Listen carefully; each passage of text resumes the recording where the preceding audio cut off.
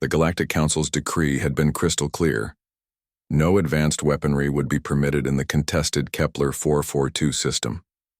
The 14 species involved in the territorial dispute would settle matters through primitive combat, using only tools that predated spaceflight on their respective homeworlds. It was meant to be civilized warfare, a gentleman's duel on a cosmic scale. Ambassador Zethkar of the Vorthan Empire had proposed the ruling, confident that his people's crystalline exoskeletons and natural electrical discharge abilities would dominate any pre-industrial battlefield. The insectoid hive queen Velthara had seconded the motion, certain her warrior drones' razor-sharp mandibles and acid spit would prove superior. Even the massive, club-wielding Gorvani had supported the decision. What none of them had anticipated was humanity's interpretation of primitive. Captain Sarah Chen stood at the edge of the makeshift arena on Kepler 442b's largest moon, watching her team make final preparations. To any observer, Earth's representatives looked woefully under-equipped. While the Vorthans had arrived with electrified spears and the hive brought organic blades, Chen's squad carried nothing but coiled rope, small torches, and what appeared to be ordinary sticks. "Ma'am," Sergeant Rodriguez approached, his weathered face betraying no emotion. "The boys are ready. Silva's got his fire sticks prepped, Morrison's checked the ropes twice, and Kumar's been practicing his knots." Chen nodded, her eyes never leaving the alien forces assembling across the cratered landscape. Each species had brought their finest warriors, beings evolved for combat across countless generations. Humanity had brought teachers. Specifically, they had brought a firefighter, a rock climber, a Boy Scout leader, and a physics professor. The horn sounded, echoing across the airless surface through their suit communicators. Immediately, the alien forces charged forward in their environmental gear, a terrifying display of natural weaponry and armor. The Vorthon's crystalline forms sparked with deadly electricity. The hive drones moved with insectoid precision, their mandibles clicking ominously. The Gorvani thundered forward like living boulders, massive clubs raised high. Chen's team didn't charge. They scattered. Rodriguez, the former firefighter, immediately began working with his torch and the carefully prepared materials they'd brought. Within moments, he had created something the aliens had never encountered, a controlled burn that rapidly consumed the low oxygen atmosphere in a localized area, creating a superheated thermal expansion that knocked 3 Vorthon warriors off their feet. Kumar, the Boy Scout leader, had already disappeared into a crater, his ropes deployed in ways that would have made a spider proud.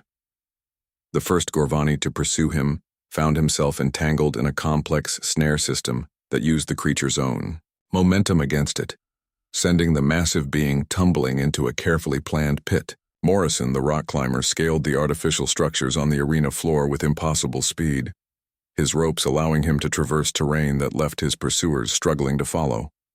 From elevated positions, he dropped carefully weighted line and pulley systems that created devastating kinetic traps. But it was Silva, the physics professor, who truly demonstrated humanity's gift for turning the mundane into the magnificent. He had spent weeks studying the arena's artificial gravity generators and the precise atmospheric composition of the enclosed battlefield. His primitive tools included a collection of wooden rods of varying lengths and a series of precisely measured rope segments.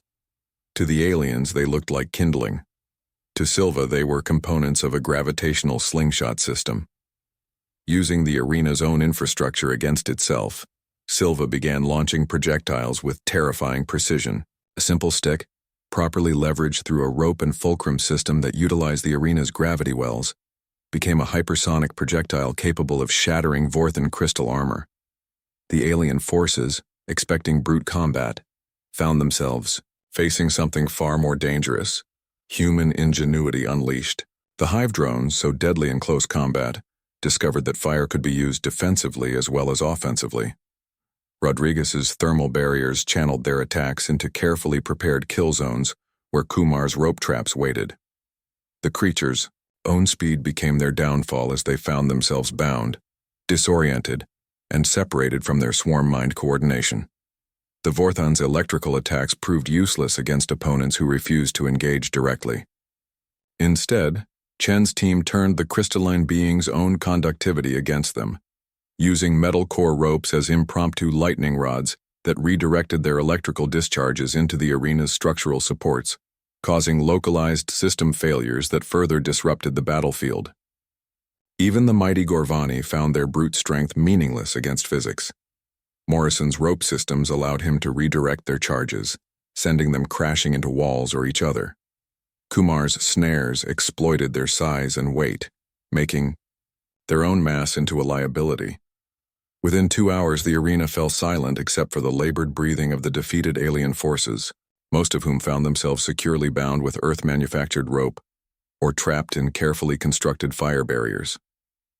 Ambassador Zethkar stared in disbelief at the display screens showing the aftermath. His elite warriors lay defeated, not by superior weapons or overwhelming force, but by 4 humans with the technological equivalent of camping supplies.